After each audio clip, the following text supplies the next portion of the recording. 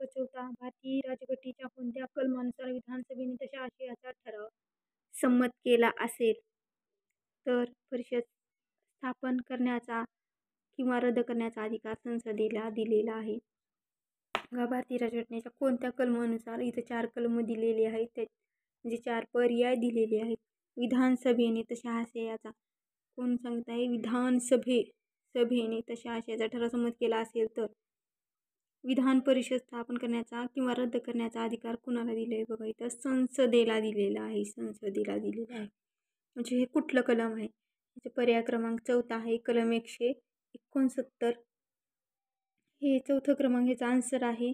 Answer की अनुसार बाकीचे जे पर्याय आहेत बघा, भारतीय राज्यघटनेच्या भाग 6 मध्ये घटक राज्याच्या कार्यकारी मंडळ, विधान मंडळ आणि न्यायमंडळ यांच्याशी संबंधित आहे. म्हणजे तिन्ही विभागाची हे कलम भाग 6 हा काय संबंधित आहे. त्याच्यामध्ये कलम 166 राज्यशासनाचे किंवा राज्यशासनाने कामकाज चालवणे, कलम 67 राज्यपालास माहिती पुरवणे इत्यादी संबंधित मुख्यमंत्र्याची काय तिथं कर्तव्ये दिलेली आहेत. कलम 168 राज्यामधील विधानमंडळाची रचना करण्यात आली आहे. आणि कलम 69 जे आपलं उत्तर आहे, राज्यामध्ये विधान परिषद विसर्जित करणे आणि निर्माण करणे अधिकार कुणाला दिलेला आहे? संसदेला. परंतु विधानसभेने तशा आशयाचा काय केला पाहिजे? ठराव मंजूर केला पाहिजे. कायदा करण्याची गरज असते कशाला? कुणाला? संसदेला.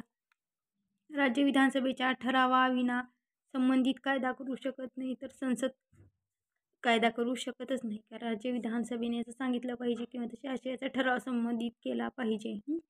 संसदेने मात्र असा कायदा करण्यापूर्वी संबंधित राज्याच्या विधानसभेने त्या आशयाचा ठराव विशेष बहुमताने बघा, एकूण सदस्य संख्येच्या बहुमताने आणि इतर व मतदानात भाग घेणाऱ्या सदस्यांच्या 2/3 बहुमताने पारित करणे काय आहे, ती गरजेचं आहे. म्हणजे ज्या राज्यात काय आहेत, विधान परिषद आहेत, एकूण 6 राज्यात विधान परिषद आहेत. म्हणजे तिथं काय द्विग्रही म्हणजे 2 ग्रही काय आहे, कायदे मंडळ किंवा विधान मंडळ आहे. एक आंध्र प्रदेश, बिहार, महाराष्ट्र, कर्नाटक आणि तेलंगणा. त्याच्यानंतरचा 6वा क्रमांक येतो उत्तर प्रदेश. या 6 राज्यात काय आहेत, विधान परिषदा आहेत.